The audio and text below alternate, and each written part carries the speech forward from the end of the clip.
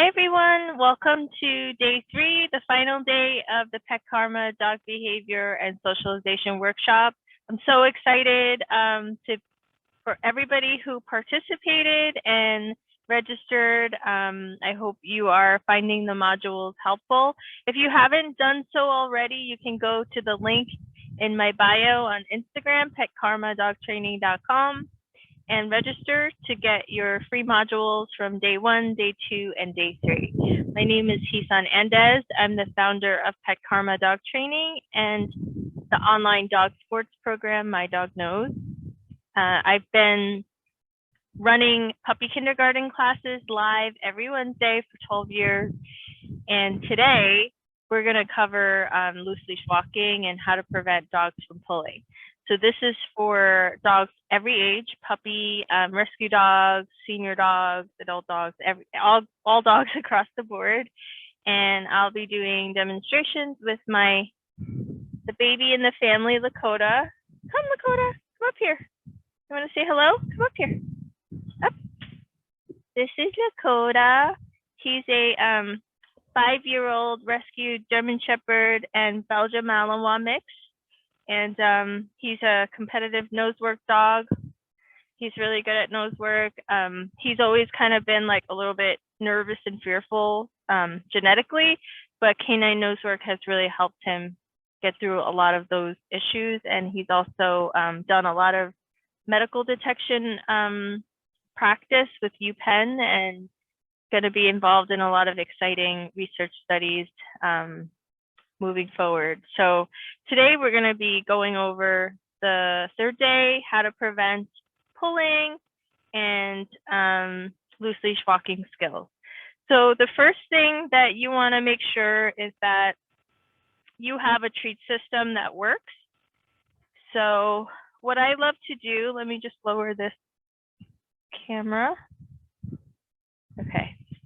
What I like to do when before I, go out for loose leash walking or train any dog in loose leash walking is to practice my handler skills by myself. So I always think of a treat system that's going to work for me. And usually what that is for me is like I just hide the treats in a pocket or in a vest so that there's no visible like bag dangling out. And there's no Ziploc or anything in my way for me to get to the treats, because the purpose of the treats and the reinforcement is to create errorless and really clean reps. So if you can't get to the treats effectively, or you don't have a good reward system, that can really deter like those nice clean reps that you're striving to achieve. For puppies, let's start with them. I actually, as a trainer, would advise that you don't walk your puppy, because there's so many bad habits that can form from taking your puppy out on a walk without actually knowing, having practiced your handler part, your handler skills, the reward system, and know fundamentals of loose leash walking, right? So bad habits can include pulling towards stimulus and getting overexcited. It could be putting on the brakes because handler didn't know to keep a certain amount of distance from like loud sounds, for example, and then the puppy got scared and started putting the brakes on, and now has this habit of like walking a little bit, but then like stopping.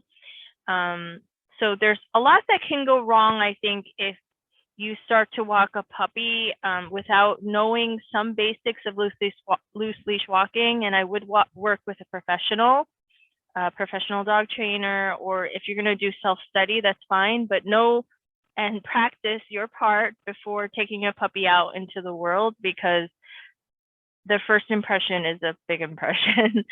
So you don't want the first impression of a puppy, going outside is, oh, it's scary out here, right? Because you get too close to sounds, or, oh, like everything's exciting and I'm going to pull towards everything. That's also not a good thing to do, allow your dogs to do, because then they think that's the go-to behavior. And when they're teenagers and they're super strong, it's going to be an issue for you. So I think from the get-go, if you get a puppy, do not, think of walking it, because there are also physical issues. So if they start pulling and you don't know how to prevent it, they can get like joint issues and things because they're growing, and pulling and having like strenuous activity is not a good thing for them. So what I would recommend is passive socialization. So like Lakota has the right idea here. Passive socialization, do a ton of it, and you can't do too much of passive socialization because then it's like an errorless almost way to socialize your puppy with the world at large from afar.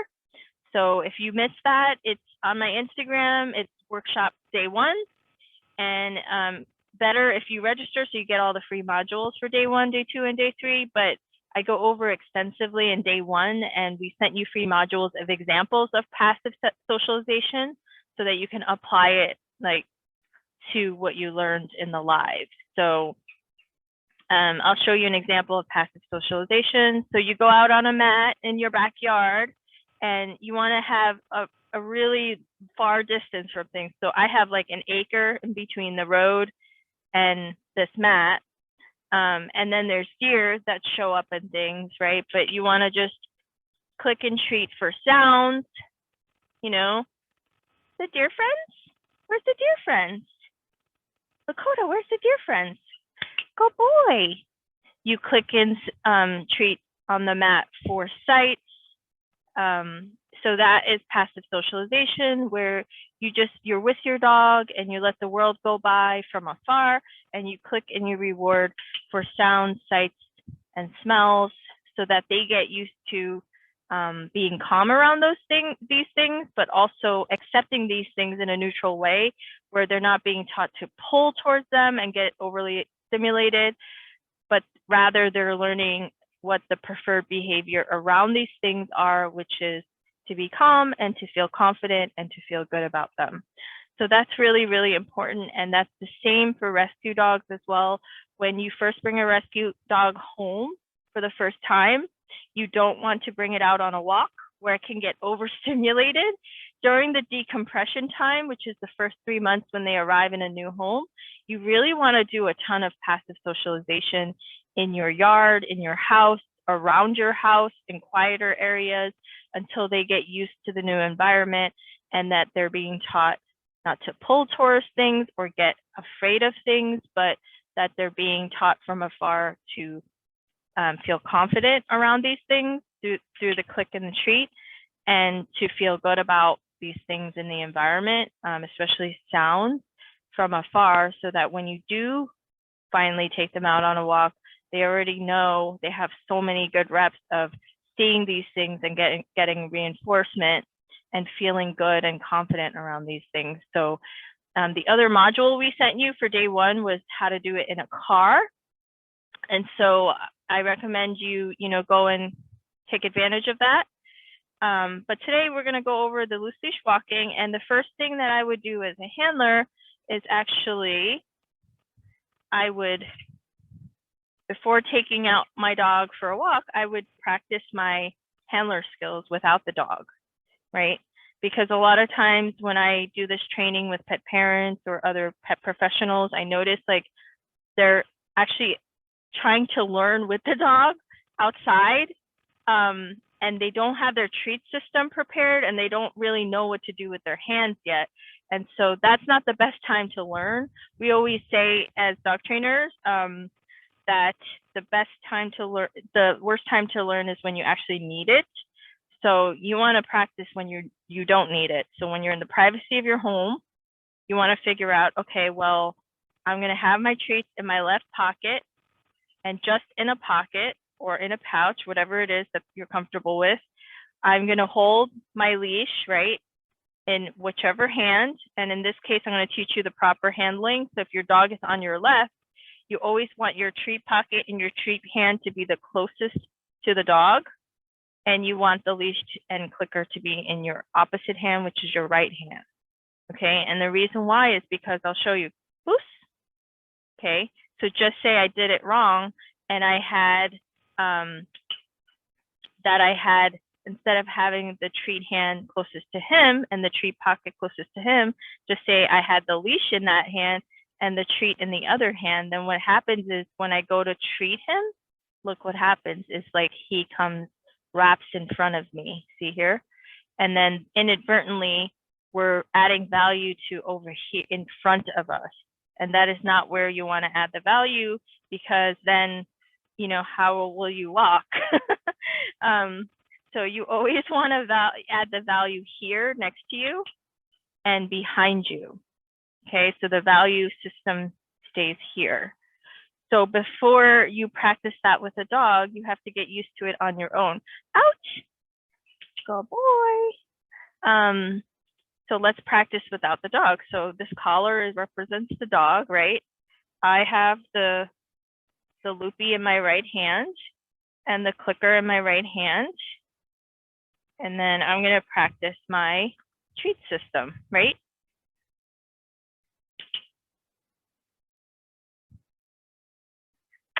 Oh, you won. Go out. Okay, so I'm going to practice my treat system.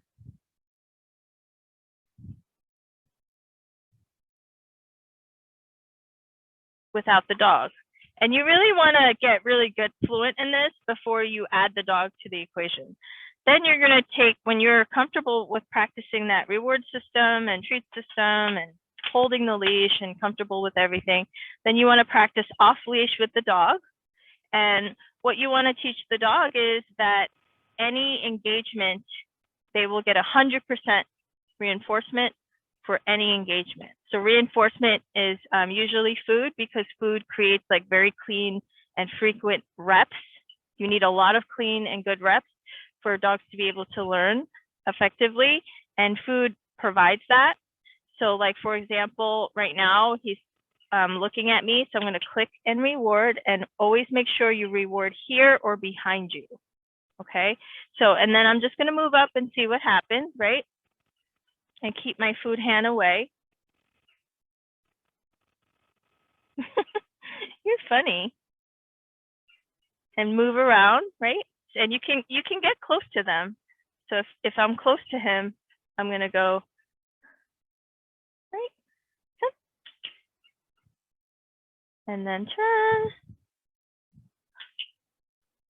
And you're just going to walk around, and any movement where they follow you, you're going to click and reward. Okay, and I want my hand to be neutral.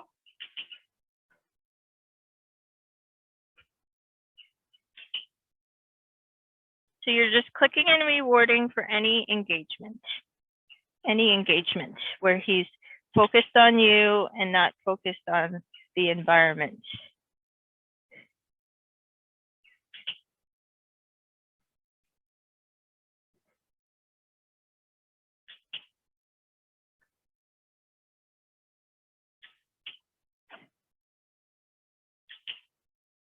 Oh boy, go free. So you want to, in the beginning, reward 100% of the time, because you're trying to teach the skill of following and focusing and engaging with handler and building a lot of value with that. So you want to treat 100% of the time. And then once they're on verbal cue with like heel and different cues that you want to teach them while loose leash walking, like I teach him heel, foot, side, around, things like that. When they're on verbal cue and they understand the verbal cue really well alone, like without there being luring or any signals going on, then you can go down to 70% of the time you're feeding, paying out 30% of the time, and then random. So, but in the beginning, it's always going to be 100% of the time. And the thing to know is, like, you can always click them, and when they're in front of you, as long as they're not pulling, as long as they're engaging with you, you can click them, but you always want to feed them here or here behind you. So you can click them anywhere as long as they're not pulling or doing anything crazy, but you always want to feed them here or behind you, so the value stays here and not here. That makes sense. So once you kind of get the flow with the off leash, then you're going to add the last part, which is the leash. For puppies or dogs that can pull out of collars, I would do like a nice martingale. He just does a flat collar because he's not really much of a puller. And then when he does nose work, he has his nose work harness. But now you want to practice the same set of skills this way, right? So you're going to move. If he's engaging, you click and you reward as long as he's engaging.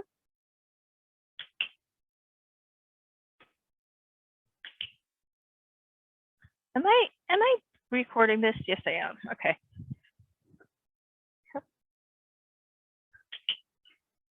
Okay, as long as he's engaging, you click and you reward.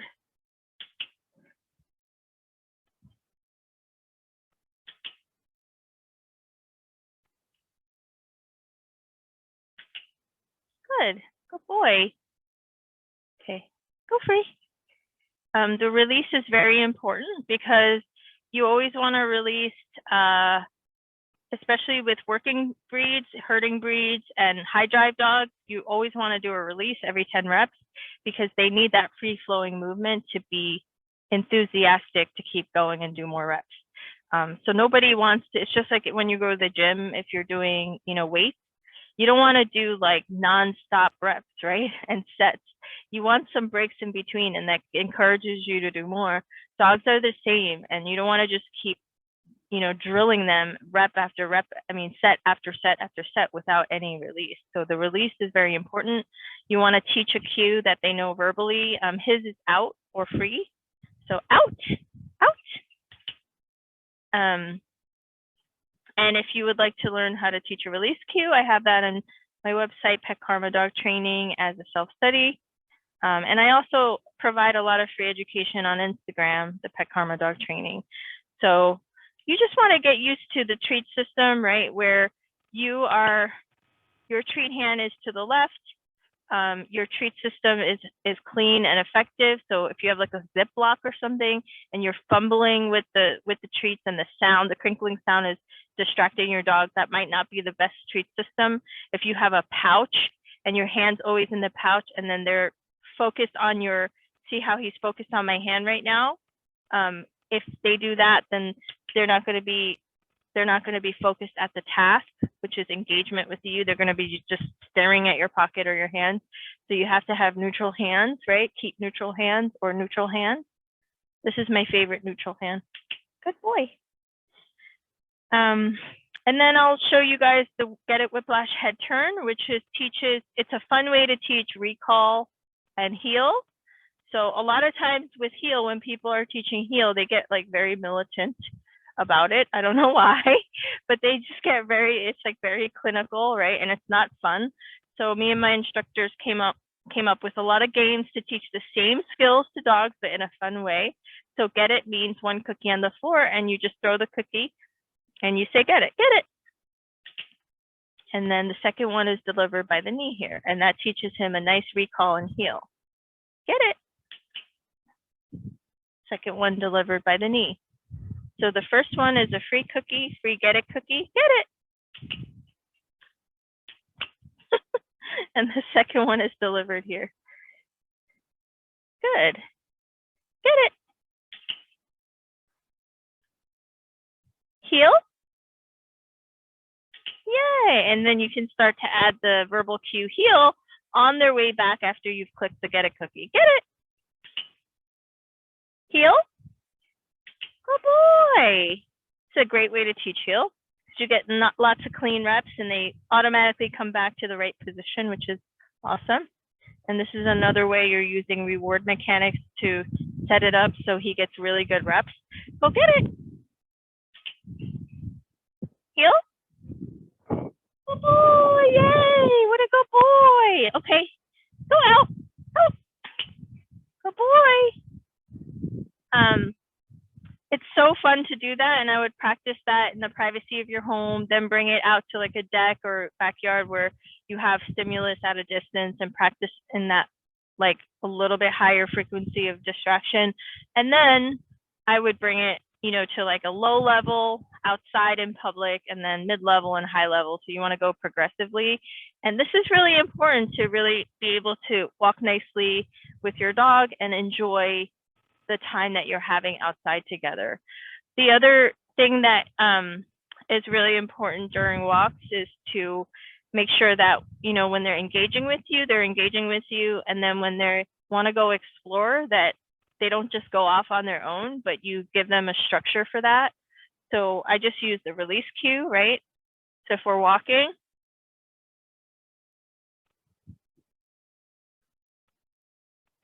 you can click and then just say there's grass there. I'll say, go free, and then have him go sniff, right? So, and if they pull towards something, then you know they want to go explore. And exploration is a huge resource and tool for socialization on walks. You want dogs to be dogs. You want them to sniff and explore and learn about their world. That's like one of the, you know, most enriching parts of a walk. So you would never want to be a Debbie Downer and try to stop that, but you want to make sure that they only do it on verbal cue when you've released them, so they're not, you know, thinking that they can just pull towards that reinforcement. So if you're walking and they're giving you nice engagement, then you can actually reward that and say, go free, and then he can go explore whatever he wants to explore. If they're not well versed yet with that structure and they're pulling towards things, so just say, I'll create this for you. So I'm going to throw the food and have him, right, pull towards it. I'm going to stop if he pulls. So, oh, sorry. There you go. All right, I'm going to stop because he's pulling and he's in front of me now. And then when he turns back to me, I'm going to click him and let him go.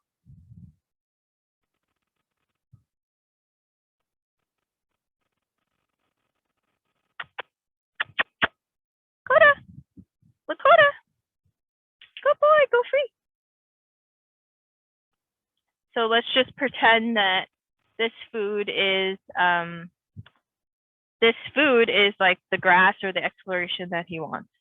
And he smells something and he wants it.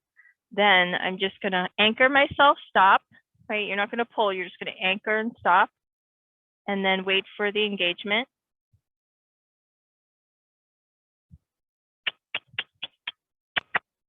Up, up, go free, like that. So you can teach them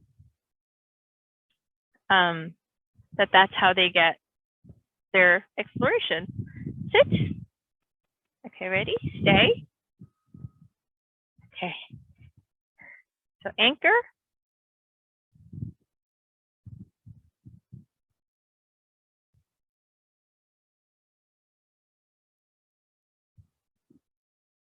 Good boy, go free. Nice job.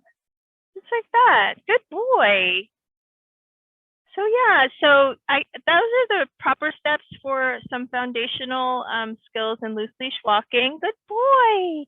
Nice job. Yay. Good boy. And you want to practice these skills in the privacy of your home, right, before you practice outside. And as long as you do these steps progressively, you should have a really pleasant walk with your dogs. And I appreciate all the energy you guys brought to the workshops. And I look forward to working with you all again. Thank you. Have a great day. Bye, guys.